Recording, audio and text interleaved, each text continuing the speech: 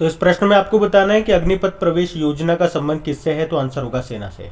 तो भारतीय सेना में शामिल होने या उसमें प्रवेश करने के लिए ये नई योजना है अग्निपथ प्रवेश योजना। अब इसमें क्या होगा, 3 साल के लिए इसमें सेना में शामिल किया जाएगा। 3 साल के बाद प्राइवेट कंपनियां अपने यहाँ पे उन्हें सिविल ड्यूटी पर रख लेंगी और इसमें जो भी लोग शामिल होंगे उन सैनिकों को अग्निवीर कहा जाएगा, ये भी ध्यान रख लेना। तो भारतीय सेना में शामिल होने की ये योजना है अग्निपथ प्रवेश योजना। कितने सालों के लिए ये भी याद रखना, 3 सालों के लिए है ये।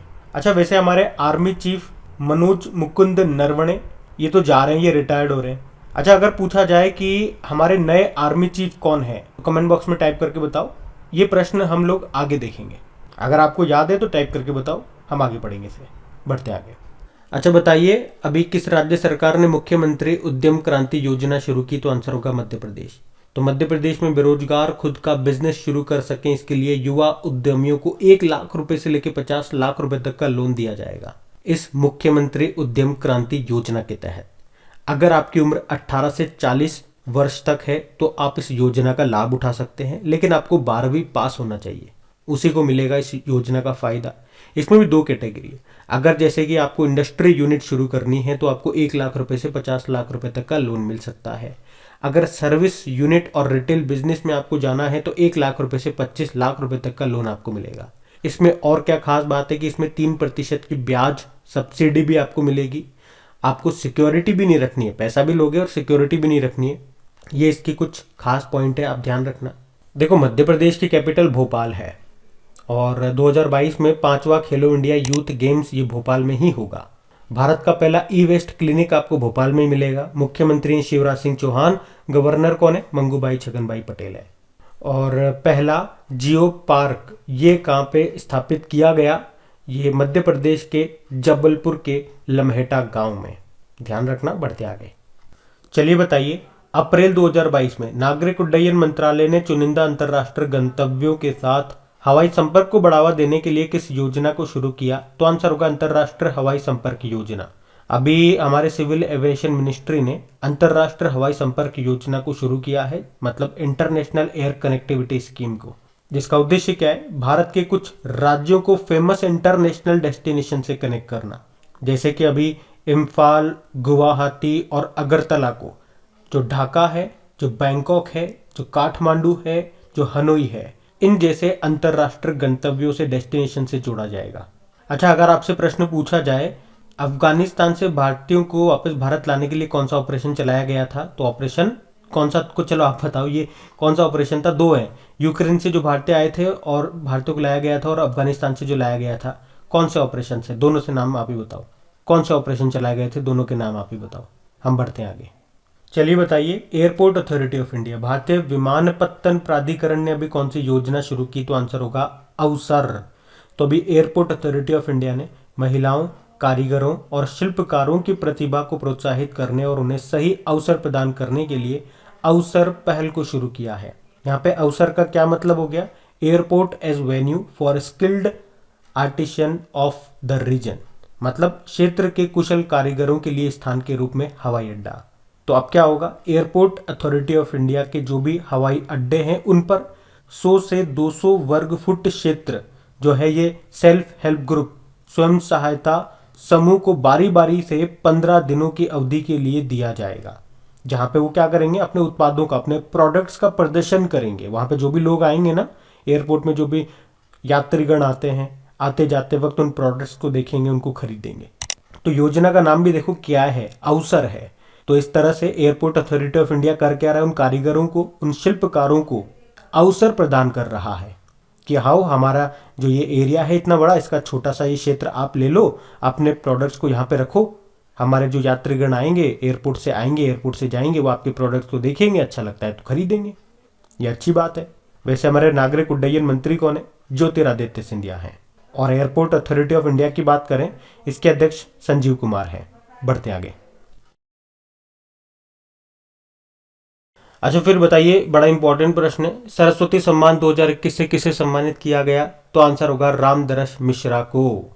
तो सरस्वती सम्मान 2021 ये मिलेगा प्रसिद्ध कवि और साहित्यकार प्रोफेसर रामदरस मिश्रा। उन्हें उनकी कविताओं के संग्रह मैं तो यही हूँ, इसके लिए ये सम्मान मिलेगा। तो याद रखना है वन लाइनर की सरस्वती सम्मान 2021, और ये कौन सा संस्करण है, 31वां संस्करण है। मिलेगा किसको, रामदरस मिश्रा को। इसमें 15 लाख रुपए का नगद पुरस्कार मिलता है। कौन देता है, के बिरला फाउंडेशन देता है। और अगर आपसे पूछा जाए कभी कि इसके पहले प्राप्तकर्ता कौन थे, किसके, सरस्वती सम्मान के पहले प्राप्तकर्ता, सबसे पहली बार किसे और कब मिला था, 1991 में हरिवंश राय बच्चन को मिला था ये सरस्वती सम्मान। और अब 2021 का मिलेगा रामदरस मिश्रा को। हमने कहा कौन सा संस्करण, 31वां संस्करण है।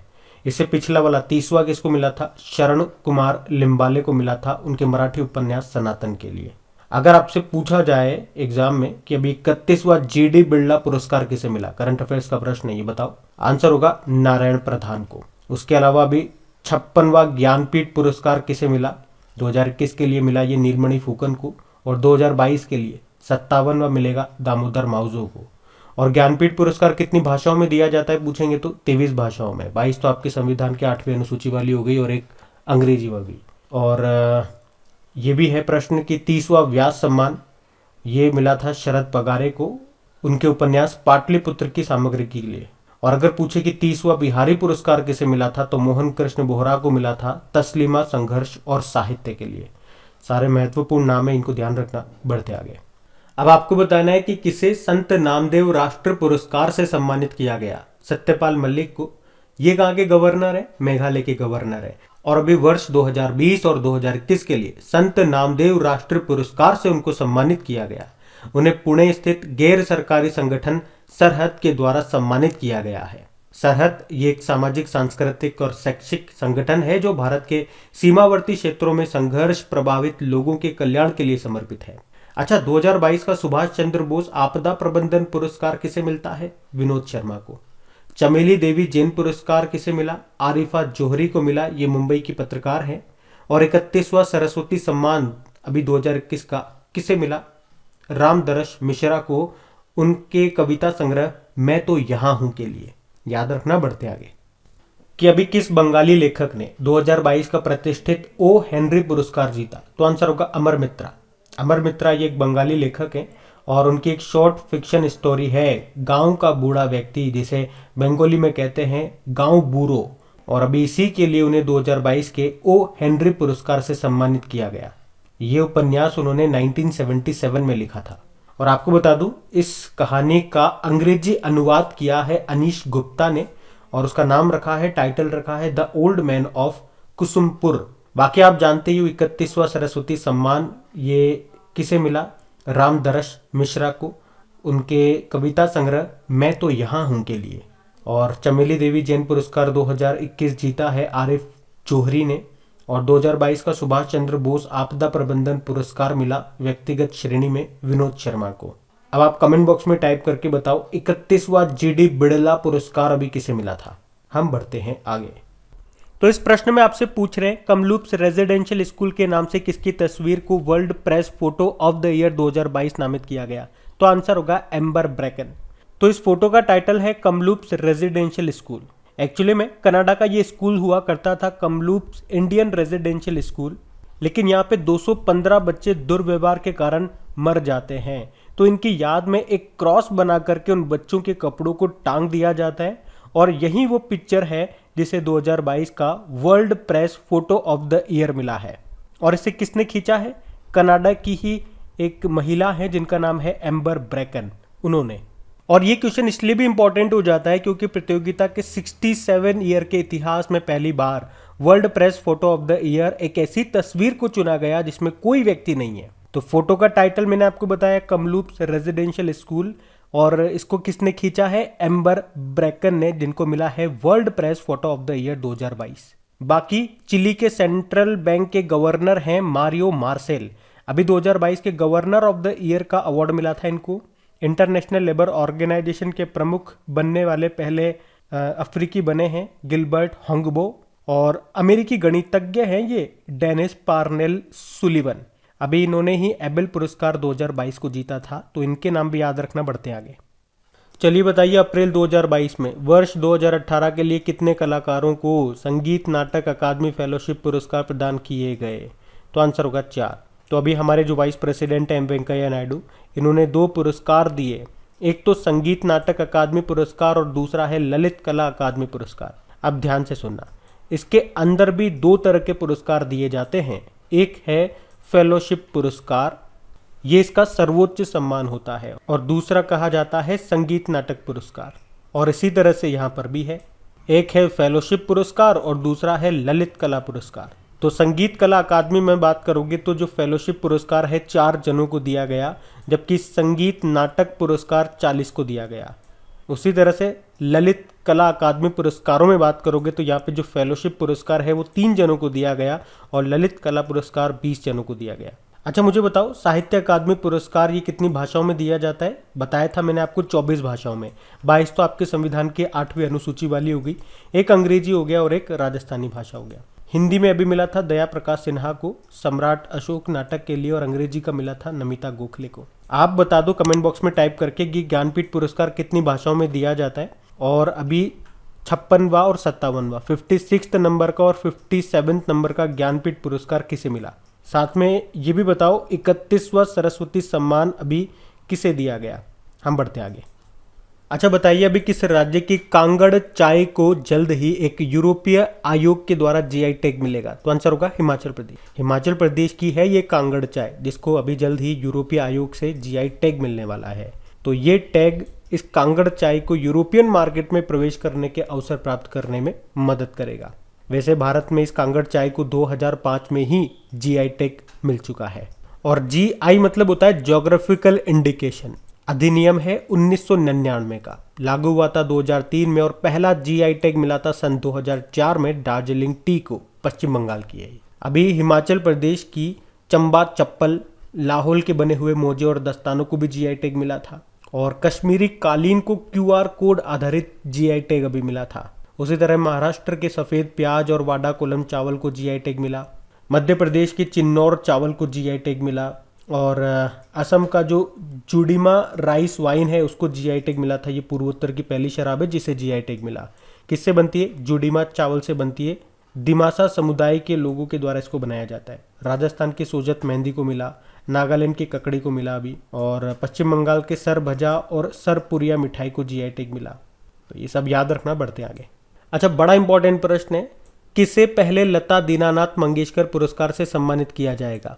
तो आंसर होगा प्रधानमंत्री नरेंद्र मोदी। तो प्रधानमंत्री नरेंद्र मोदी को पहले लता दीनानाथ मंगेशकर पुरस्कार से सम्मानित किया जाएगा। ये जो पुरस्कार है ये अनुभवी गायिका की याद में स्थापित किया गया है, आप जानते ही हो, जिनका भी फरवरी 2022 में निधन हो गया।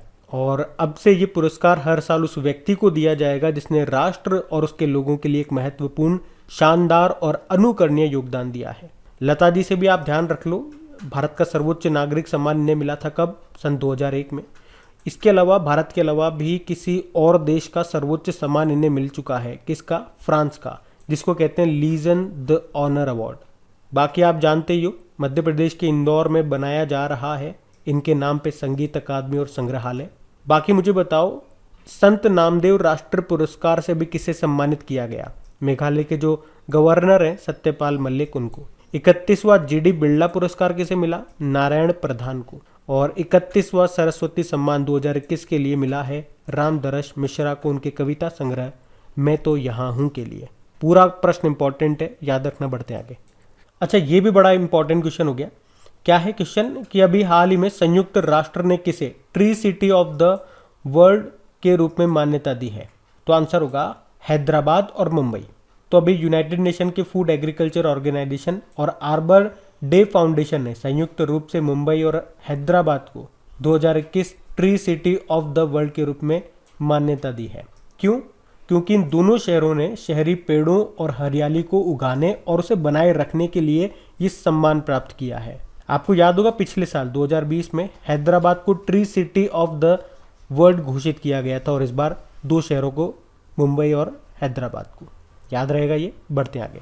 अच्छा बताइए, हाल ही में किसे EY entrepreneur of the year award के लिए चुना गया? तो आंसर होगा फाल्गुनी नायर को।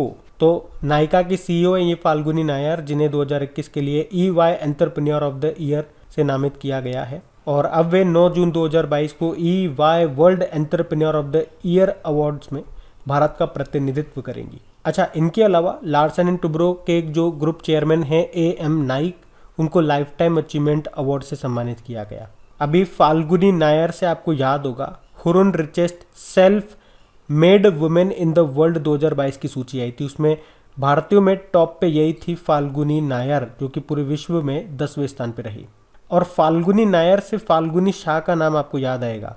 अभी ग्रैमी अवार्ड्स 2022 में भारतीय अमेरिकी गायिका हैं फाल्गुनी शाह, इन्होंने सर्वश्रेष्ठ बाल एल्बम श्रेणी में अ कलरफुल वर्ल्ड के लिए ग्रैमी अवार्ड जीता।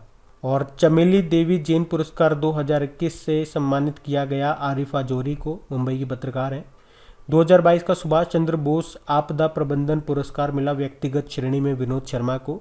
और 31वां जीडी बिरला पुरस्कार मिला नारायण प्रधान को। बढ़ते हैं आगे। फिर बताइए, अभी हाल ही में द मैवरिक इफेक्ट नाम की बुक को किसने लिखा? तो आंसर होगा हरीश मेहता ने। हरीश मेहता ये नेस्कॉम के पहले अध्यक्ष थे। इन्होंने ही अपनी कहानी और नेस्कॉम की सफलता की कहानी को इस बुक में लिखा है, जिसका नाम है द मैवरिक इफेक्ट। नेस्कॉम या आईटी सेक्टर की एक बड़ी कंपनी है। वर्तमान में इसकी अध्यक्ष कौन है? तो पहली महिला अध्यक्ष बनी है इसकी रेखा मेनन। रत्नाकर शेट्टी, अभी इनकी आत्मकथा आई थी on board my years in BCCI. दो नाम और है, सागरिका घोष और अभिनव चंद्रचूड़। इन्होंने कौन सी बुक लिखी है ये कमेंट बॉक्स में लिख के बताओ। हम बढ़ते आगे। तो आपका अगला प्रश्न है कि अभी हाल ही में नॉट जस्ट नाइट वॉचमैन, इस बुक को किसने लिखा है? विनोद राय ने। तो 2017 में पूर्व कैग यानी कि नियंत्रक और महालेखा परीक्षक कंट्रोलर एंड ऑडिटर जनरल थे विनोद राय, जिन्होंने ये बुक लिखी है जिसका नाम है not just night watchman my innings with BCCI. अच्छा, बीसीसीआई के पहले मुख्य प्रशासनिक अधिकारी कौन थे? रत्नाकर शेट्टी। अभी उनकी आत्मकथा आई थी जिसका नाम है on board my years in BCCI. बाकी बिरसा मुंडा जनजाति नायक, इस बुक को किसने लिखा? आलोक चक्रवाल ने। क्वीन ऑफ फायर पार्क नाम की बुक को लिखा देविका रंगाचारी ने। और बरगंडी विंटर्स को लिखा प्रणय पाटिल ने। तो ध्यान रखना, ये बढ़ते आगे। फिर बताना है डीसीबी बैंक के एमडी सीईओ किसे नियुक्त किया गया? तो आंसर होगा मुरली एम नटराजन को। तो अभी आरबीआई ने डीसीबी बैंक के एमडी सीईओ मुरली एम नटराजन को भी 2 साल के लिए फिर से पुनः नियुक्त कर दिया है। डीसीबी बैंक हेडक्वार्टर मुंबई में है। इसकी टैगलाइन होती है we value you. MD CEO तो मुरली एम नटराजन हो गए। और पंजाब नेशनल बैंक के एमडी सीईओ अभी बने थे अतुल कुमार गोयल नाम है। यूको बैंक के बने थे सोम शंकर प्रसाद। और कर्नाटक बैंक के बने थे प्रदीप कुमार पांजा। अच्छा, अगर मैं आपसे पूछ लूं कि जम्मू कश्मीर बैंक के कौन बने थे, तो याद रखना बलदेव प्रकाश। बढ़ते आगे। चलिए बताइए, अप्रैल 2022 में किस बैंक ने डिजिटल ट्रांसफॉर्मेशन प्रोजेक्ट संभव को लॉन्च किया? तो आंसर होगा यूनियन बैंक ऑफ इंडिया। तो अभी यूनियन बैंक ऑफ इंडिया ने यूनियन नेक्स्ट नाम से अपना सुपर एप्लीकेशन और डिजिटल ट्रांसफॉर्मेशन प्रोजेक्ट जिसका नाम है संभव, इसको लॉन्च किया है। तो इस बैंकिंग सुपर एप्लीकेशन में आप भुगतान, रिचार्ज, निवेश यानी कि इन्वेस्टमेंट, लोन और फंड ट्रांसफर जैसे कई सेवाएं आपको मिलेंगी। देखो, यूनियन बैंक ऑफ इंडिया की बात कर लें तो स्थापना होती है इसकी 1919 में। मुंबई में हेडक्वार्टर है और सीईओ राजकिरण राय जी हैं। आईसीआईसीआई बैंक, इसके जो एमडी सीईओ है ना संदीप बख्शी, अभी business standard banker of the year 2020-21 चुना गया इनको। IndusInd bank green fixed deposit योजना शुरू की इसने। एक्सिस बैंक देश में पॉइंट ऑफ सेल मशीन स्थापित करने के मामले में ये दूसरा सबसे बड़ा बैंक बना। बढ़ते हैं आगे। अच्छा बताइए, अभी क्यूएस वर्ल्ड यूनिवर्सिटी रैंकिंग 2022 आई है। इसमें कला और मानविकी श्रेणी में कौन सा विश्वविद्यालय टॉप पे रहा, यानी कि आर्ट्स एंड ह्यूमैनिटीज में? तो आंसर होगा ऑक्सफोर्ड यूनिवर्सिटी और ये है यूके का। अब प्रश्न को ध्यान से सुनना। अभी क्यूएस वर्ल्ड यूनिवर्सिटी रैंकिंग 2022 आई है और इसमें टॉप 100 में अगर बात करोगे तो भारत के 16 संस्थान शामिल हैं। इस रैंकिंग को 5 भागों में डिवाइड किया गया, जैसे कि इंजीनियरिंग एंड टेक्नोलॉजी के सेक्टर में बात करेंगे तो फिर एमआईटी जो मैसेच्यूसेट्स इंस्टीट्यूट ऑफ टेक्नोलॉजी है आपका यूएस का, वो टॉप पे होता है। अगर आर्ट्स एंड ह्यूमैनिटीज कला के क्षेत्र में बात करोगे तो ऑक्सफोर्ड यूनिवर्सिटी यूके का टॉप पे रहा। अगर लाइफ साइंस एंड मेडिसिन के क्षेत्र में बात करोगे तो यूएस का जो हार्वर्ड यूनिवर्सिटी है ये टॉप पर है। नेचुरल साइंस प्राकृतिक विज्ञान में बात करोगे तो एमआईटी यूएस में जो है वो टॉप पर होता है। और सोशल साइंस और मैनेजमेंट की कैटेगरी में बात करोगे तो हार्वर्ड यूनिवर्सिटी टॉप पे होता है। पर प्रश्न में आप देखिए क्या पूछ रहा है, कला यानी कि आर्ट्स के क्षेत्र में पूछ रहा है तो कौन टॉप पर है, ऑक्सफोर्ड यूनिवर्सिटी हमने आंसर किया। तो इस तरह से आपको आंसर करना है, ध्यान रखेंगे। बढ़ते आगे, चलिए बताइए अभी हाल ही में जारी Hurun richest self women in the world 2022 की सूची में टॉप पर कौन है। तो आंसर होगा वू यजून। वू यजून ये चाइना की हैं और सेल्फ मेड अरबपति बनने वाली महिलाओं की सूची में टॉप पर है। इनकी संपत्ति है $17 बिलियन। भारत में अगर बात करते हैं कि भारत में टॉप पे कौन है, फाल्गुनी नायर है। ये नायका की CEO हैं। इस पूरी लिस्ट में बात करोगे तो ये 10वें स्थान पर है, लेकिन भारत में पहली है। इनकी कुल संपत्ति है $7.6 बिलियन। और फाल्गुनी से आपको जरूर याद आता होगा फाल्गुनी शाह का नाम। अभी ग्रैमी अवार्ड्स 2022 में भारतीय अमेरिकी गायिका जो फाल्गुनी शाह हैं, इन्होंने सर्वश्रेष्ठ बाल एल्बम श्रेणी में अ कलरफुल वर्ल्ड के लिए ग्रैमी अवार्ड जीता था। वो नाम भी याद रखना है आपको। बाकी इस लिस्ट की हम बात करते हैं जो ये Hurun richest self women in the world 2022 की सूची आई है। इस सूची में 124 सेल्फ मेड महिला अरबपतियों को रखा गया है, जिसमें सबसे ज्यादा चाइना से हैं, फिर US से, फिर UK से। ध्यान रखना। बढ़ते आगे। अच्छा बताइए, हाल ही में किए गए CEEW के अध्ययन के अनुसार पिछले 2 दशकों में किस राज्य में जंगल की आग की संख्या सबसे अधिक थी। तो आंसर होगा मिजोरम। यहाँ पे CEEW मतलब council on energy environment and water. तो ऊर्जा पर्यावरण और जल परिषद के द्वारा जारी एक अध्ययन के अनुसार पिछले 2 दशकों में जंगल की आग की आवृत्ति मतलब रिकरिंग मतलब बार बार आग लगना, बार बार होना किसी चीज का, उसके रिकरिंग कहते हैं। और यहाँ पे क्या हो रहा है, बार बार किसकी बात चल रही है, आग लगने की। तो बार बार आग लगना और उसकी जो तीव्रता है, उसकी जो इंटेंसिटी है, उसमें वृद्धि देखी गई है। तो अभी इसने managing forest fires in a changing climate नाम से एक रिपोर्ट जारी की और उसमें पाया कि पिछले 2 दशकों में जंगल की आग में 10 गुना वृद्धि हुई है और 62 परसेंटाइल से ज्यादा भारतीय राज्य उच्च तीव्रता वाली जंगल की आग से ग्रस्त है, जिसमें मिजोरम में पिछले 2 दशकों में सबसे अधिक जंगल में आग लगी है। तो यही आपसे प्रश्न में पूछा था कि पिछले 2 दशकों में किस राज्य में जंगल की आग की संख्या सबसे ज्यादा थी। तो आंसर होगा मिजोरम। देखो मिजोरम की कैपिटल आइजोल है, मुख्यमंत्री हैं जोरमथंगा और गवर्नर कौन है, हरिबाबू कंभमपति है। बढ़ते आगे। अच्छा बताइए, अभी हाल ही में जारी ग्लोबल विंड रिपोर्ट 2022 के अनुसार वर्ष 2021 में कितनी पवन ऊर्जा क्षमता स्थापित की गई। तो आंसर होगा 93.6 गीगावाट। तो इस रिपोर्ट में बताया गया कि 2021 में पवन ऊर्जा क्षेत्र का दूसरा सबसे अच्छा वर्ष था। पवन ऊर्जा यानी कि विंड एनर्जी। तो इस रिपोर्ट में आपको 2021 के आंकड़े मिलेंगे, 2021 के डेटा मिलेंगे। तो इस ग्लोबल विंड रिपोर्ट 2022 को किसने जारी किया, ग्लोबल विंड एनर्जी काउंसिल ने। इसमें बताया गया कि 2021 में 93.6 गीगावाट क्षमता स्थापित की गई थी, जबकि 2020 में ये 95.3 गीगावाट थी। उसी तरह से गीगा मतलब हो गया 10⁹।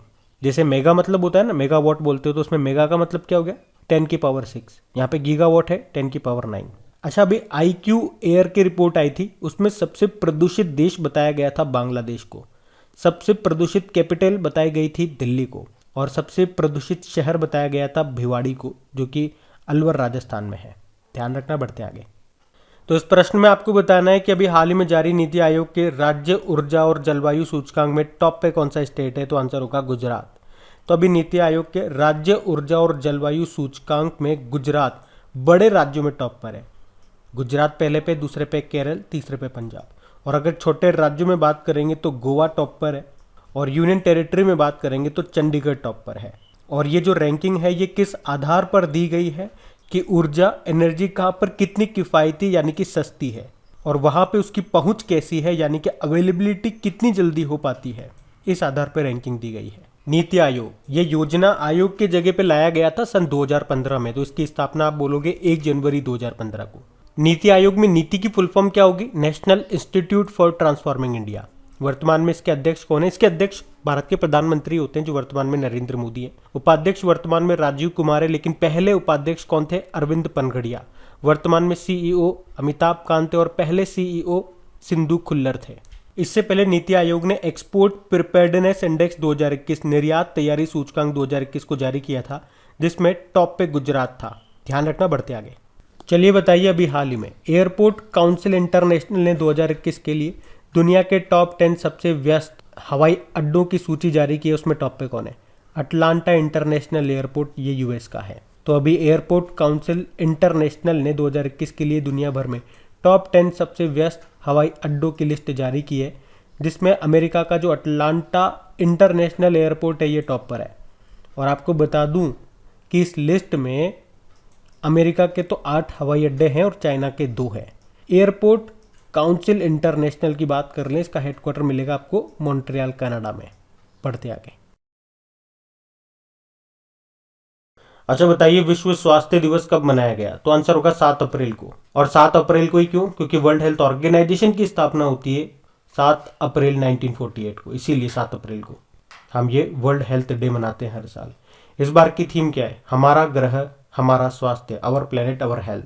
अच्छा, वर्ल्ड हेल्थ ऑर्गेनाइजेशन का हेडक्वार्टर कहाँ पर है? जेनेवा स्विट्जरलैंड में, और इसके अध्यक्ष टेड्रोस अधानोम। और हेल्थ से आपको याद आएगा eco day, world oral health day, विश्व मुख स्वास्थ्य दिवस, जो कि 20 मार्च को मनाते हैं। तो ये भी आपको ध्यान रखना है। बढ़ते आगे। अच्छा बताइए, अभी हाल ही में विश्व होम्योपैथी दिवस कब मनाया गया? तो आंसर होगा 10 अप्रैल को। तो होम्योपैथी के संस्थापक डॉक्टर हेनी मैन के जन्मदिन के उपलक्ष्य में हर साल हम 10 अप्रैल को ये वर्ल्ड होम्योपैथी डे के रूप में मनाते हैं। होम्योपैथी भारत में सबसे लोकप्रिय चिकित्सा प्रणालियों में से एक है। अच्छा, वैसे राष्ट्रीय आयुर्वेद दिवस कब मनाया जाता है? तो कोई फिक्स नहीं हो रहा। ये जो धनतेरस का दिन होता है उस दिन मनाया जाता है। अब आप देख लो, जिस साल में धनतेरस जिस दिन होगी उस दिन ये मनाया जाता है। चलिए बताइए, हर साल केंद्रीय आरक्षित पुलिस बल का शौर्य दिवस कब मनाया गया? तो आंसर होगा 9 अप्रैल को। देखो, सीआरपीएफ की स्थापना तो होती है 1939 में, लेकिन उस समय यहाँ पे सी का मतलब हुआ करता था क्राउन रिप्रेजेंटेटिव पुलिस फोर्स। लेकिन 1949 का अधिनियम आता है, उसके बाद इसका नाम क्या हो गया? Central reserve police force. और सीआरपीएफ 9 अप्रैल को शौर्य दिवस मनाता है। और 9 अप्रैल को ही क्यों मनाता है? तो ये बात है 9 अप्रैल 1965 की। गुजरात में कच्छ के रण में सीआरपीएफ की एक छोटी टुकड़ी पर पाकिस्तानी सेना ने हमला कर दिया। और ये पहली बार था जब पूर्ण रूप से पैदल सेना की टुकड़ी ने पाकिस्तानी सेना के खिलाफ सफल लड़ाई लड़ी थी। उसमें सीआरपीएफ के 6 जवान शहीद हुए थे और दूसरी तरफ पाकिस्तान के सभी 34 सैनिकों का सुपड़ा साफ हो गया था। तो हमारे उन 6 बहादुर सैनिकों को श्रद्धांजलि देने के लिए हर साल सीआरपीएफ अप्रैल को शौर्य दिवस के रूप में मनाता है। अच्छा, सीआरपीएफ के डायरेक्टर जनरल का नाम कुलदीप सिंह है। लेकिन अगर मैं आपसे पूछूं एनडीआरएफ के डायरेक्टर जनरल कौन? अतुल करवाल। असम राइफल्स के प्रमुख हैं प्रदीप नैयर। और असम राइफल्स का हेडक्वार्टर मिलेगा आपको शिलोंग में। और असम राइफल्स को ही पूर्वोत्तर का प्रहरी कहा जाता है। बीएसएफ के डायरेक्टर जनरल है पंकज सिंह। और इंडियन कोस्ट गार्ड फोर्स के 24वें प्रमुख बने थे अभी वीएस पठानिया। ये भी याद रख लो। बढ़ते आगे। चलिए बताइए, अभी हाल ही में वर्ल्ड पार्किंसन डे कब मनाया गया? 11 अप्रैल को। ये जो पार्किंसन रोग है ये नर्वस सिस्टम में होने वाला एक रोग है जो कई शारीरिक गतिविधियों को प्रतिकूल रूप से प्रभावित करता है। इसमें हाथों में कपकपी होने लगती है या पूरे शरीर में अकड़न आ जाए, मूवमेंट का धीमा होना हो सकता है। पार्किंसन बीमारी एक न्यूरो डिजेनरेटिव डिसऑर्डर है जो हमारे दिमाग के उस हिस्से को निशाना बनाती है जो हमारे शरीर को बताता है कि कोई काम कैसे करना है, मतलब जो हमारे शरीर को कंट्रोल करता है। और इस बार की थीम क्या रही? Integrated health care. और वैसे जो अप्रैल का पूरा महीना है उसे पार्किंसन जागरूकता माह के रूप में मनाया जा रहा है। याद रखना। बढ़ते आगे। अच्छा बताओ, राष्ट्रीय सुरक्षित मातृत्व दिवस कब मनाया गया? 11 अप्रैल को। भारत में गर्भावस्था, प्रसव और प्रसवोत्तर सेवाओं के दौरान महिलाओं की पर्याप्त देखभाल के बारे में जागरूकता बढ़ाने के लिए हर साल 11 अप्रैल को नेशनल सेफ मदरहुड डे के रूप में मनाया जाता है। 11 अप्रैल को महात्मा गांधी जी की पत्नी कस्तूरबा गांधी का भी जयंती होता है। और आपको बता दूं कि भारत आधिकारिक तौर पर राष्ट्रीय सुरक्षित मातृत्व दिवस घोषित करने वाला दुनिया का पहला देश भी है। और मदर से आपको याद आएगा इंटरनेशनल मदर लैंग्वेज डे, वो 21 फरवरी को होता है। और मातृ मृत्यु दर के मामले में टॉप स्टेट कौन सा रहा? केरल। मातृ मृत्यु दर मतलब मैटरनल मोर्टेलिटी रेशो। और केरल टॉप पे, मतलब यहाँ पे मातृ मृत्यु दर सबसे कम है। बढ़ते आगे। अब बताइए, मानव अंतरिक्ष उड़ान का अंतर्राष्ट्रीय दिवस कब मनाया गया? 12 अप्रैल को। और 12 अप्रैल को ही क्यों? क्योंकि अंतरिक्ष में जाने वाले पहले व्यक्ति थे यूरी गागरिन। कब गए थे? 12 अप्रैल 1961 1961 को। यूएसएसआर से थे ये, और इनके रॉकेट का नाम था वोस्टोक रॉकेट। और अंतरिक्ष में जो पहला उपग्रह गया था, सैटेलाइट गया था, उसका नाम क्या था? स्पुतनिक 1, 1957 में गया था ये भी यूएसएसआर का ही था। ये भी ध्यान रख लो, बढ़ते आगे। तो इस प्रश्न में आपको बताना है कि अभी हाल ही में अपनी इलेक्ट्रिक व्हीकल नीति में ई साइकिलों को शामिल करने वाला पहला राज्य या यूनियन टेरिटरी कौन सा बन गया है?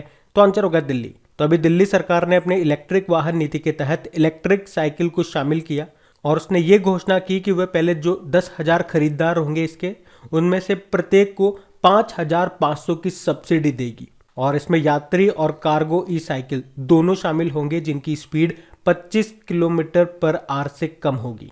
देखो, इलेक्ट्रिक व्हीकल से मैं आपको बता दूं, अभी इलेक्ट्रिक व्हीकल रजिस्ट्रेशन में टॉप स्टेट कौन सा रहा था? तो उत्तर प्रदेश। और भारत की पहली इलेक्ट्रिक व्हीकल सिटी कौन सी बनी है? गुजरात की केवड़िया। ये वही केवड़िया है जहां पे स्टैच्यू ऑफ यूनिटी आपको मिलेगी। सरदार पटेल जी की स्टैच्यू है ये, साधु बेट द्वीप पर नर्मदा नदी के किनारे, जो दुनिया की सबसे ऊंची स्टैच्यू है, जिसके वास्तुकार कौन है? रामवी सुतार।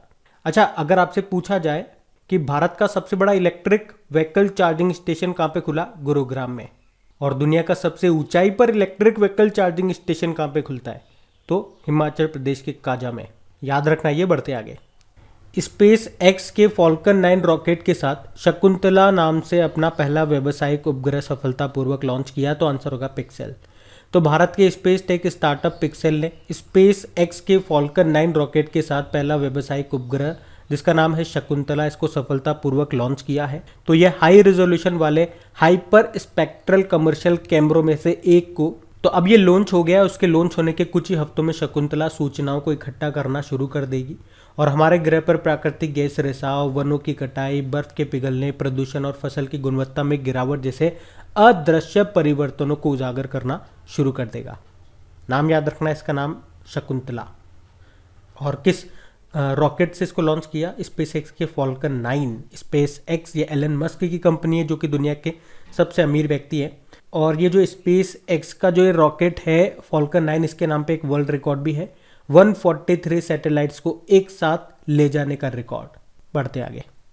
चलिए बताइए, अप्रैल 2022 को इंटरनेशनल स्पेस स्टेशन के लिए पहला निजी अंतरिक्ष यात्री मिशन लॉन्च किया गया। उसका नाम क्या है?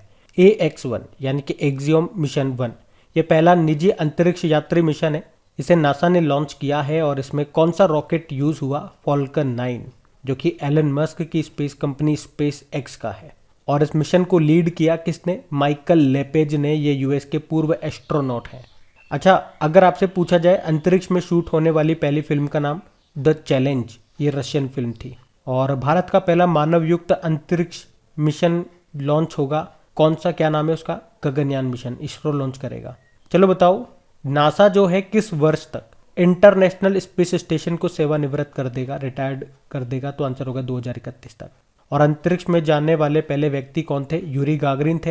ये 12 अप्रैल 1961 को गए थे, इसीलिए तो international day of human space flight को हम 12 अप्रैल को ही मनाते हैं। वैसे अंतरिक्ष में जाने वाली भारतीय मूल की तीसरी महिला अभी कौन बनी? शिरीषा बांदला। और भारत के पहले अंतरिक्ष यात्री स्पेस टूरिस्ट कौन बनेंगे? केरल के संतोष जॉर्ज। याद रखना, बढ़ते आगे। चलिए बताइए, हाल ही में किस आईआईटी ने भारत का पहला स्वदेशी पॉलीसेंट्रिक प्रोस्थेटिक घुटने का अनावरण किया? तो आंसर होगा आईआईटी मद्रास। तो अभी आईआईटी मद्रास के शोधकर्ताओं ने भारत के पहले स्वदेशी रूप से विकसित पॉलीसेंट्रिक प्रोस्थेटिक घुटना बनाया है, जिसका उद्देश्य क्या है? हजारों विकलांगों के जीवन की गुणवत्ता में सुधार करना। और इस पॉलीसेंट्रिक घुटने का क्या नाम दिया गया? कदम। आईआईटी मद्रास से याद आएगा, अभी इसने पहला स्वदेशी मोटर चलित व्हील चेयर भी बनाया था, जिसका नाम रखा था नियोबोल्ट। और आईआईटी कानपुर से आपको याद आएगा, एक बायोडिग्रेडेबल नैनो पार्टिकल इसने बनाया है। और आईआईटी कानपुर में ही प्रधानमंत्री नरेंद्र मोदी ने ब्लॉकचेन आधारित डिजिटल डिग्री को लॉन्च किया। और आईआईटी रोपड़ की अगर बात करते हैं तो दुनिया का पहला plant based smart air purifier इन्होंने बनाया, जिसका नाम रखा था यू ब्रीथ लाइफ। और आईआईटी दिल्ली की अगर बात करें तो दुनिया का सबसे छोटा वियरेबल एयर प्यूरिफायर लॉन्च किया था, जिसका नाम था नासो 95। और आईआईटी से ही एक और प्रश्न बन जाएगा कि भारत के बाहर अपना पहला आईआईटी कहाँ पे बनेगा? तो आंसर होगा यूनाइटेड अरब अमीरात में। ध्यान रखना, बढ़ते आगे। चलिए बताइए, अभी हाल ही में कहां पर देश के सबसे ऊंचे मेडिकल टावर की नींव रखी गई? तो आंसर होगा जयपुर में। तो देश का सबसे ऊंचा मेडिकल टावर, इसकी नींव अभी राजस्थान की कैपिटल जयपुर में रखी गई है। किसके द्वारा? राजस्थान के मुख्यमंत्री अशोक गहलोत के द्वारा। कहां पर? जयपुर में भी कहां पर? जो जयपुर में एसएमएस हॉस्पिटल है वहां पे। ये 24 मंजिला टावर है। इसमें आपको बनने के बाद 1200 बेड मिलेंगे, 20 ऑपरेशन थिएटर इसमें होंगे, ऊपर ही ऊपर एक हेलीपैड भी होगा जो कि एयर एम्बुलेंस के लिए होगा। टोटल हाइट की अगर बात करोगे, सबसे ऊंचा है तो हाइट भी पता तो हो, 116 मीटर हाइट है। 2023 तक ये बनकर तैयार हो जाएगा। और इसके वास्तुकार कौन है? अनूप बर्तरिया। अच्छा, इसी से आपको याद आएगा स्टेच्यू ऑफ इक्वेलिटी, ये बना है आपके हैदराबाद में। ये किसकी स्टेच्यू है? संत रामानुजाचार्य की स्टेच्यू है, जिसकी ऊंचाई है 216 फीट।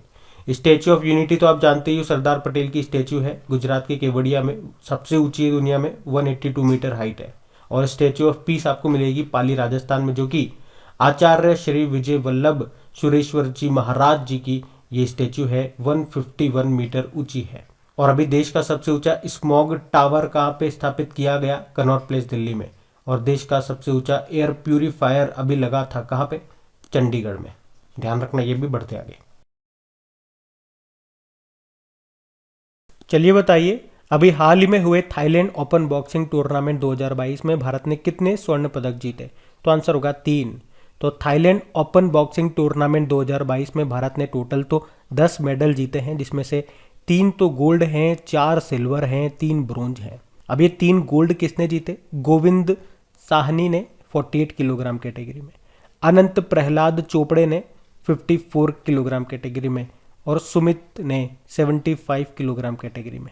अच्छा, वैसे इंटरनेशनल बॉक्सिंग एसोसिएशन का हेडक्वार्टर कहाँ पर है? लॉजेन, स्विट्जरलैंड में। बढ़ते आगे। चलिए बताइए, अभी मार्च महीने का ICC men's player of the month का अवार्ड किसने जीता? तो आंसर होगा बाबर आजम ने। पाकिस्तान के कप्तान है बाबर आजम, जिन्होंने अभी मार्च महीने के लिए ICC men's player of the month का अवार्ड जीत लिया है। और शायद आपको याद भी हो कि पिछले साल 2021 में अप्रैल में ICC men's player of the month चुना गया था बाबर आजम को। और इस बार भी हम क्या देख रहे हैं? मार्च महीने के लिए इनको चुना गया। तो आप क्या कह सकते हो कि 2 बार ICC player of the month award जीतने वाले पहले क्रिकेटर कौन बन गए? बाबर आजम। ये तो पुरुषों की बात हो गई। अगर आपसे पूछे मार्च महीने के लिए ICC women's player of the month किसे चुना गया, तो ऑस्ट्रेलिया की रेचल हेंस को। अच्छा, ये तो मार्च महीने की बात कर ली। इससे पहले का रिवीजन करते हैं। जैसे कि जनवरी महीने के लिए men's player of the month चुना गया था साउथ अफ्रीका के कीगन पीटरसन को। और महिलाओं में चुना गया था इंग्लैंड की कप्तान जो है हीथर नाइट को। फरवरी में पुरुषों में चुने गए थे श्रेयस अय्यर, और महिलाओं में न्यूजीलैंड के ऑलराउंडर अमेलिया। और अभी मार्च में हमने देखा पुरुषों में तो पाकिस्तान के बाबर आजम, महिलाओं में ऑस्ट्रेलिया की रेचल हेंस। पढ़ते आगे। चलिए बताइए, ऑस्ट्रेलियाई फार्मूला 1 ग्रैंड प्रिक्स को किसने जीत लिया? तो आंसर होगा चार्ल्स लेक्लर्क ने। याद रखना, चार्ल्स लेक्लर्क ये फेरारी के ड्राइवर हैं और मोनाको से हैं। और अभी इस साल तीसरी जो रेस है ये ऑस्ट्रेलियन ग्रैंड प्रिक्स, उसको जीत लिया इन्होंने। और आपको याद भी होगा इस साल की जो स्टार्टिंग पहली रेस थी कौन सी? बहरीन ग्रैंड प्रिक्स, उसको भी चार्ल्स लेक्लर्क ने जीता था। फिर दूसरी हुई थी सऊदी अरब ग्रैंड प्रिक्स, उसको जीता था मैक्स वर्स्टपन ने। और अभी तीसरी हुई है ये ऑस्ट्रेलियन ग्रैंड प्रिक्स, जिसको फिर से जीत लिया चार्ल्स लेक्लर्क ने। याद रखना, फेरारी के ड्राइवर हैं। बढ़ते आगे। फिर बताइए, आईसीसी T20 वर्ल्ड कप 2024 का आयोजन ये कहाँ पे किया जाएगा? तो आंसर होगा यूएस और वेस्ट इंडीज़ में। तो 2024 में होंगे ये आईसीसी T20 वर्ल्ड कप, और कहाँ पे? यूएसए और वेस्ट इंडीज़ में। अच्छा, आपको याद है अगले साल 2023 में आईसीसी मेंस वर्ल्ड कप भी होगा, कहाँ पे? भारत में होगा। अभी 2022 में जो आईसीसी वुमेन्स वर्ल्ड कप हुआ था कहाँ पे? न्यूजीलैंड में, जिसको किसने जीता? ऑस्ट्रेलिया ने 7वीं बार जीता है। अभी ऑस्ट्रेलिया ने इंग्लैंड को हराया है। उसके अलावा आईसीसी T20 वर्ल्ड कप जो अभी यूनाइटेड अरब अमीरात में हुआ था, उसको भी ऑस्ट्रेलिया ने जीता था। अभी आपको याद होगा अंडर 19 वर्ल्ड कप जिसको जीता था भारत ने, और उसमें कप्तान कौन थे? यश धूल थे। और याद रखना, पहली बार अंडर 19 वुमेन्स वर्ल्ड कप होगा 2023 में। कहाँ पे? साउथ अफ्रीका में। और विजय हजारे ट्रॉफी को किसने जीता? हिमाचल प्रदेश ने। जबकि सैयद मुश्ताक अली ट्रॉफी को जीता है तमिलनाडु ने। तो ये सारे पॉइंट ध्यान रखना। बढ़ते आगे। अब बताइए, कौन 2026 के राष्ट्रमंडल खेलों कॉमनवेल्थ गेम्स की मेजबानी करेगा? तो आंसर होगा विक्टोरिया। तो ऑस्ट्रेलिया का विक्टोरिया राज्य 2026 में राष्ट्रमंडल खेलों की मेजबानी करेगा, कॉमनवेल्थ गेम्स होंगे यहाँ पे 2026 वाले। लेकिन अगर बात करते हैं वर्तमान में 2022 के जो कॉमनवेल्थ गेम्स हैं ये कहाँ पे होने हैं, बर्मिंघम इंग्लैंड में। और इस 2022 के कॉमनवेल्थ गेम्स में T20 क्रिकेट को शामिल किया जाएगा और इस बार केवल महिला क्रिकेट टीम ही हिस्सा लेंगी इसमें, तो ये आपको खास तौर पे ध्यान रखना है। बढ़ते आगे। अच्छा बताइए, अप्रैल 2022 में पहला खेलो इंडिया राष्ट्रीय रैंकिंग महिला तीरंदाजी टूर्नामेंट का आयोजन ये कहाँ पे किया गया? आंसर होगा जमशेदपुर, झारखंड में। तो ध्यान से सुनना, पहला Khelo India national ranking women's archery tournament ये शुरू हुआ कहाँ पे? झारखंड के जमशेदपुर में। वैसे ये जो खेल हैं ये 6 चरणों में इसका आयोजन किया जाना है। पहला चरण शुरू हुआ है जमशेदपुर से, और जमशेदपुर में ही आपको TISCO Tata iron and steel corporation मिलेगा, जिसकी स्थापना होती है 1907 में।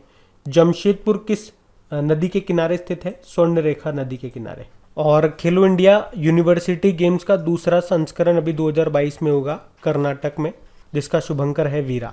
और खेलो इंडिया यूथ गेम्स का चौथा संस्करण और 5वां संस्करण 2022 में होगा। चौथा संस्करण पंचकुला हरियाणा में और 5वां भोपाल मध्य प्रदेश में, याद रखना ये। बढ़ते आगे। चलिए बताइए, T20 में 10,000 रन बनाने वाले दूसरे भारतीय कौन बन गए? तो आंसर होगा रोहित शर्मा। तो मुंबई इंडियंस के कप्तान है रोहित शर्मा। अभी जो IPL चल रहा है उसमें पंजाब किंग्स के कगिसो रबाडा की गेंद पर छक्का लगाकर T20 क्रिकेट में 10,000 रन पूरे कर लिए इन्होंने, और इस तरह से वे विराट कोहली के बाद इस मुकाम पर पहुंचने वाले दूसरे भारतीय बल्लेबाज बन गए। कौन? रोहित शर्मा। ध्यान रखना ये। बढ़ते आगे। चलो बताओ, अभी हाल ही में किसने 11वीं DGC ladies open amateur golf championship को जीता? तो आंसर होगा रिया जादौन ने। तो 13 साल की है रिया जादौन, जिन्होंने अभी DGC ladies open amateur golf championship 2022 के 11वें सीजन को जीत लिया। इसमें उन्होंने अपनी ही बहन लावण्य जादौन को हराया। बाकी अदिति अशोक का नाम भी याद रखना, इनका संबंध भी गोल्फ से है। अभी हुंडई मोटर की ब्रांड एम्बेसडर बनी थी। तो देखो, नाम एग्जाम में पूछा जा सकता है, ऐसे प्रश्न आ गया कि अदिति अशोक का संबंध किससे है, तो बता देना गोल्फ से है। और गोल्फ से टाइगर वुड्स का नाम भी आएगा। ये अमेरिका के महान गोल्फ प्लेयर हैं। अभी इन्हें world golf hall of fame में शामिल किया गया था। ध्यान रखना है। बढ़ते आगे। चलिए बताइए, अभी हाल ही में किसे पाकिस्तान के नए प्रधानमंत्री के रूप में चुना गया? शहबाज शरीफ को। तो पाकिस्तान मुस्लिम लीग के जो अध्यक्ष हैं शहबाज शरीफ, इन्होंने पाकिस्तान के 23वें प्रधानमंत्री के रूप में शपथ ले लिए। ये जो पूर्व प्रधानमंत्री हुआ करते थे नवाज शरीफ, उनके छोटे भाई हैं। और इन्होंने किनका स्थान लिया? इमरान खान का। और यहाँ से भी एक अच्छा प्रश्न बन सकता है इमरान खान से भी, कि अविश्वास प्रस्ताव से हटाए जाने वाले पाकिस्तान के पहले प्रधानमंत्री कौन बन गए? इमरान खान, जिनकी पार्टी का नाम है पाकिस्तान तहरीक ए इंसाफ। और शहबाज शरीफ की पार्टी का नाम है पाकिस्तान मुस्लिम लीग। और साथ ही मैं आपको यहाँ पे बता दूं कि पाकिस्तान के इतिहास में अभी तक किसी भी प्रधानमंत्री ने अपने पद पर 5 साल का कार्यकाल पूरा नहीं किया, उससे पहले उसे वहां से रवाना कर दिया जाता है। बाकी ऑस्कर जीतने वाले पहले मुस्लिम एक्टर कौन बने? रिज अहमद, उनकी short film the long good boy के लिए। और 2022 का अंतर्राष्ट्रीय महिला साहस पुरस्कार जीता रिजवाना हसन ने। बढ़ते आगे। चलिए बताइए, UPSC के नए अध्यक्ष कौन बन गए? तो आंसर होगा मनोज सोनी। वर्तमान में संघ लोक सेवा आयोग यानी कि UPSC के सदस्य जो हैं डॉक्टर मनोज सोनी, इनको देश की प्रमुख सरकारी भर्ती एजेंसी यानी कि UPSC का अध्यक्ष बनाया गया है। इन्होंने किन को रिप्लेस किया? प्रदीप कुमार जोशी को, मतलब उनकी जगह आए ये। बाकी एसोचैम के नए अध्यक्ष Sumant Sinha, geological survey of India के director general doctor S Raju, और इंडियन कोस्ट गार्ड के 24वें प्रमुख VS पठानिया हैं। बढ़ते आगे। तो इस प्रश्न में आपको बताना है किसे ICC क्रिकेट समिति के सदस्य बोर्ड प्रतिनिधि के रूप में नियुक्त किया गया? तो आंसर होगा जय शाह को। तो BCCI के सचिव है ये जय शाह, जिनको ICC क्रिकेट समिति में सदस्य बोर्ड प्रतिनिधि के रूप में नियुक्त किया गया है। जबकि महिला जयवर्धने को पूर्व खिलाड़ी प्रतिनिधि के रूप में फिर से अभी नियुक्त कर दिया गया। वैसे जय शाह ये एशियन क्रिकेट काउंसिल के भी प्रेसिडेंट हैं, जिसका हेडक्वार्टर है कोलंबो, श्रीलंका में। अच्छा, अभी विदेश सचिव नए बने थे, उनका नाम क्या है? विनय मोहन क्वात्रा। और भारतीय भुगतान परिषद पेमेंट काउंसिल ऑफ इंडिया के अध्यक्ष का नाम है विश्वास पटेल। और दिल्ली मेट्रो रेल कॉरपोरेशन के मैनेजिंग डायरेक्टर हैं विकास कुमार। बढ़ते आगे। चलो फिर बताओ, सर्बिया के राष्ट्रपति कौन बन गए? तो आंसर होगा अलेक्जेंडर वुसिक। अलेक्जेंडर वुसिक, इन्हें अभी सर्बिया के राष्ट्रपति के रूप में फिर से चुन लिया गया है। सर्बिया, जिसकी कैपिटल होती है बेलग्रेड, करेंसी है सर्बियाई दिनार। अच्छा, अभी अगर मैं आपसे पूछूं कि हंगरी के प्रधानमंत्री का नाम क्या है, विक्टर ऑरबाल। और अगर मैं आपसे पूछूं कि हंगरी की पहली महिला प्रेसिडेंट अभी कौन बनी, कैटलिन नोवाक। माल्टा देश के प्रधानमंत्री कौन बने, रॉबर्ट अबेला। और बारबाडोस की फिर से प्रधानमंत्री कौन बनी, मिया मोटली। और बारबाडोस के पहले प्रेसिडेंट कौन बनी, डेमसेंड्रा मैसन। याद रखना, बढ़ते आगे। अच्छा बताइए, ग्रामीण विकास मंत्रालय के राष्ट्रीय ग्रामीण आजीविका मिशन के द्वारा किस बैंक को सेल्फ हेल्प ग्रुप लिंकेज में सर्वश्रेष्ठ प्रदर्शन करने वाला बैंक चुना गया? तो आंसर होगा HDFC बैंक। तो ग्रामीण विकास मंत्रालय इसके राष्ट्रीय ग्रामीण आजीविका mission, national rural livelihood mission के द्वारा HDFC बैंक को सेल्फ हेल्प ग्रुप लिंकेज में सर्वश्रेष्ठ प्रदर्शन करने वाला बैंक चुना गया है। तो विशेष रूप से HDFC बैंक एकमात्र निजी बैंक था जिसे सेल्फ हेल्प ग्रुप में उल्लेखनीय कार्य के लिए सम्मानित किया गया था। देखो, HDFC बैंक की बात करें, स्थापना होती 1994 में, मुंबई में हेडक्वार्टर है और इसके मैनेजिंग डायरेक्टर शशिधर जगदीशन है, जिसका टैगलाइन होता है वी अंडरस्टैंड योर वर्ल्ड। बाकी अभी आपको याद होगा ICICI बैंक के जो MD CEO हैं संदीप बख्शी, उनको business standard banker of the year 2020-21 का पुरस्कार मिला था। और भारत का सबसे पसंदीदा UPI लाभार्थी बैंक कौन सा बना, पेटीएम पेमेंट बैंक। और अभी एक्सिस बैंक की बात करें तो IBS intelligence global fintech innovation award 2021 जीता था इसने। याद रखना, बढ़ते आगे। चलिए बताइए, किस बैंक के एप्लीकेशन ने outstanding digital CX SME payments के लिए डिजिटल CX अवार्ड 2022 को जीता? तो आंसर होगा इंडसइंड बैंक। तो इंडसइंड बैंक के व्यापारियों के लिए एक मोबाइल एप्लीकेशन है इंडस मर्चेंट सॉल्यूशन, जिसको उत्कृष्ट डिजिटल CX SME भुगतान के लिए डिजिटल CX अवार्ड 2022 मिला है। ये डिजिटल CX अवार्ड्स का आयोजन डिजिटल बैंकर के द्वारा किया जाता है, जो एक विश्व स्तर पर विश्वसनीय वित्तीय समाचार सेवा प्रदाता है। इंडसइंड बैंक की बात करते हैं, इसका हेडक्वार्टर मिलेगा मुंबई में। MD CEO सुमंत कथपालिया है, इसका टैगलाइन होता है we make you feel richer. अभी आपको याद होगा डिजिटल ट्रांसफॉर्मेशन प्रोजेक्ट है संभव, उसको किसने लॉन्च किया था, यूनियन बैंक ऑफ इंडिया ने। और महिला मित्र प्लस नाम से एक बचत योजना शुरू की थी फेडरल बैंक ने। और कॉरपोरेट ग्राहकों के लिए ग्रीन डिपॉजिट प्रोग्राम को किसने शुरू किया था फिर, DBS इंडिया बैंक ने। ध्यान रखना, बढ़ते आगे। तो इस प्रश्न में आपसे पूछ रहे हैं कि अभी भारत और किर्गिस्तान के बीच में संयुक्त विशेष बल अभ्यास का नवा संस्करण ये कहां पे हुआ था, बकलो हिमाचल प्रदेश में। किसके बीच, भारत और किर्गिस्तान के बीच हुआ था ये संयुक्त विशेष बल अभ्यास। ये इसका नवा एडिशन था। अभी 25 मार्च को ये शुरू हुआ था, जो कि 6 अप्रैल तक चला था। कहाँ पे, बकलो हिमाचल प्रदेश में। अच्छा, किर्गिस्तान के साथ ही हम खंजर नाम की एक्सरसाइज भी करते हैं, ये भी याद रखना। किर्गिस्तान की कैपिटल बिश्केक है, इसकी करेंसी होती है सोम। देखो, इसके अलावा कुछ और बताऊं मैं आपको, जैसे भी 2022 में ही रशिया के साथ हमने पेसेक्स नाम का एक्सरसाइज भी किया था। कहाँ पे, अरब सागर में। अभी जापान के साथ हमने धर्मागार्जन नाम का एक्सरसाइज किया था कर्नाटक के बेलगाम में। और अभी ओमान के साथ भी हमने एक्सरसाइज किया था ईस्टर्न ब्रिज नाम से। कहाँ पे, राजस्थान के जोधपुर में। उसके अलावा हमने देखा था NATO north Atlantic treaty organisation ने इस साल अभी तक 2 एक्सरसाइज किया था अप्रैल महीने तक। कौन कौन सी, एक तो किया था इसने नेपच्यून स्ट्राइक 2022, कहाँ पे, भूमध्य सागर मेडिटेरियन सी में। और एक किया था कोल्ड रेस्पॉन्स एक्सरसाइज, ये नॉर्वे में इसने किया था। अच्छा, इसके अलावा अभी भारत ने उज्बेकिस्तान के साथ भी एक एक्सरसाइज किया था, डस्ट लेक एक्सरसाइज। हमने सेशल्स देश के साथ भी अभी किया था लिमितिये नाम का एक संयुक्त सैन्य अभ्यास। कहाँ पे, सेशल्स में ही। उसके अलावा फ्रांस के साथ अभी वरुण नाम का एक्सरसाइज भी किया था। वरुण एक नौसैनिक अभ्यास है, अरब सागर में किया था। श्रीलंका के साथ में स्लाइनेक्स नाम का एक्सरसाइज किया था। कहाँ पे, विशाखापत्तनम और बंगाल की खाड़ी में। तो ये भी याद रखना, बढ़ते आगे।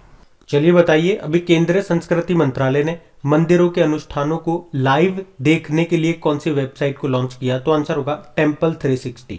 तो अभी केंद्रीय संस्कृति मंत्रालय ने टेम्पल 360 नाम से एक वेबसाइट को लॉन्च किया है। और जो संस्कृति राज्य मंत्री है मीनाक्षी लेखी, उन्होंने इसको लॉन्च किया, जिसका उद्देश्य क्या है, भारत के किसी भी कोने से आप भारत के 12 ज्योतिर्लिंग और जो 4 धाम हैं उनके लाइव दर्शन कर सकते हो इस वेबसाइट पर जा करके।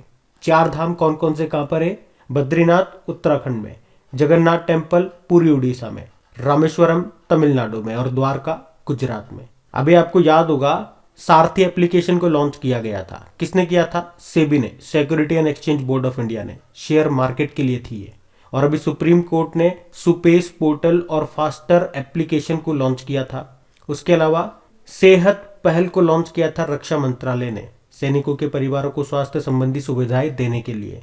और रैंप स्कीम का संबंध किससे है? एमएसएमई से। एमएसएमई ने इसको शुरू किया है।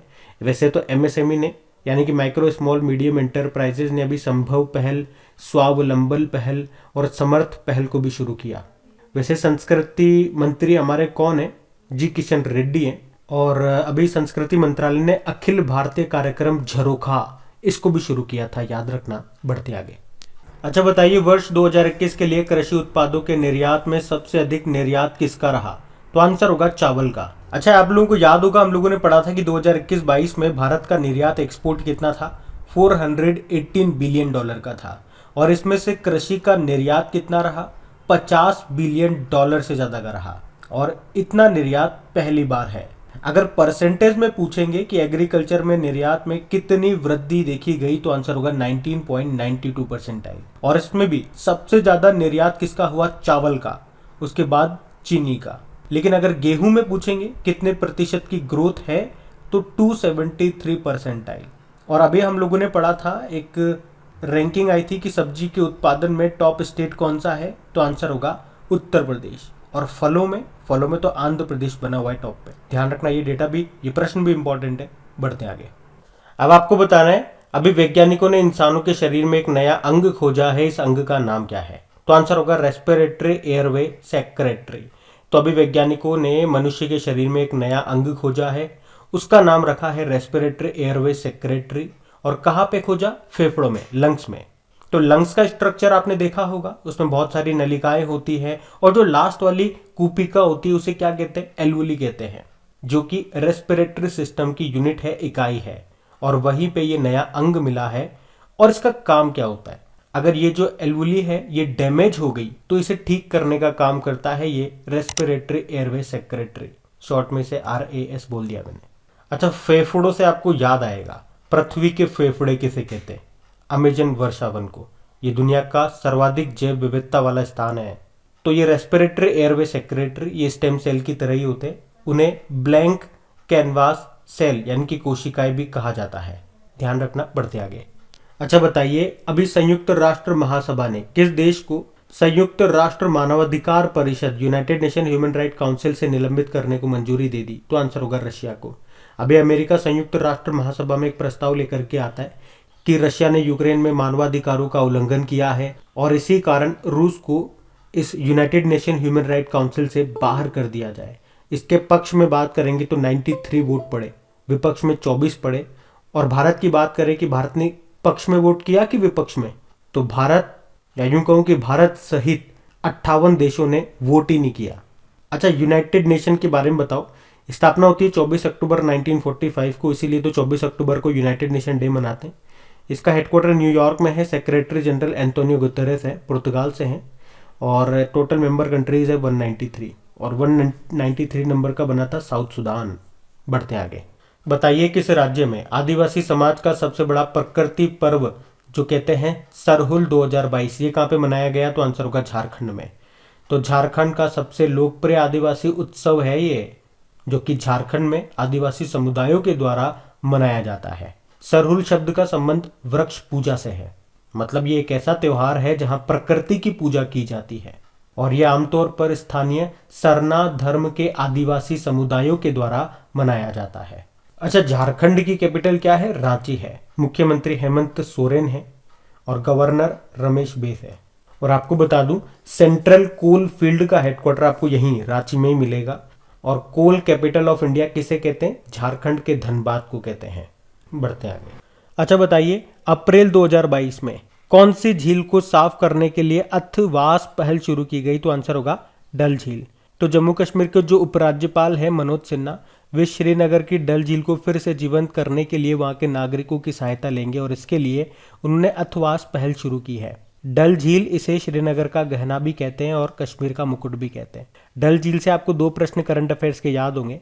अभी स्टेट बैंक ऑफ इंडिया ने इसी झील पर तैरता हुआ ATM स्थापित किया था, और उससे पहले देश का पहला फ्लोटिंग एयर थिएटर ये स्थापित किया गया था डल झील में ही। चलो आप तो ये बता दो, भारत की सबसे बड़ी खारे पानी की झील कौन सी है? चिल्का लेक है जो आपको मिलेगी उड़ीसा में। और भारत की सबसे बड़ी मीठे पानी की झील वुलर लेक है जम्मू कश्मीर की। अच्छा, पूर्वोत्तर भारत की मीठे पानी की सबसे बड़ी झील कौन सी है? तो लोकटक झील है। और अगर पूछा जाए ना कि दुनिया का एकमात्र तैरता हुआ नेशनल पार्क कौन सा है और किस झील पे है, तो इसी झील पे है, लोकटक झील पे। नाम क्या है? काबुल लामजाओ नेशनल पार्क, मणिपुर में है ये। चलो आप तो ये बताओ, दुनिया की सबसे गहरी झील कौन सी है? बैकाल झील साइबेरिया में आपको मिलेगी। और दुनिया की सबसे बड़ी ताजे पानी की झील कैस्पियन लेक। और दुनिया की सबसे बड़ी अधिक लवणता वाली झील सॉल्टेस्ट लेक वॉन झील टर्की में है। याद रखना ये पॉइंट्स भी। बढ़ते आगे। चलिए बताइए, हाल ही में चर्चा में रहा HD1 क्या है? आकाशगंगा है। तो अभी जापान के शोधकर्ताओं ने एक नई आकाशगंगा यानी कि गैलेक्सी खोजी है और उसका नाम रखा है HD1। अब ये क्वेश्चन मैं आपको क्यों करा रहा हूँ, इसकी खास बात क्या है? तो ये मोस्ट डिस्टेंट गैलेक्सी है, मतलब अभी तक जितनी भी गैलेक्सियां खोजी गई है उनमें सबसे दूरी पर स्थित ये गैलेक्सी है। और पृथ्वी पूछे कि किस गैलेक्सी में है, तो मिल्की वे। तो ये आपको ध्यान रखना है। बढ़ते आगे।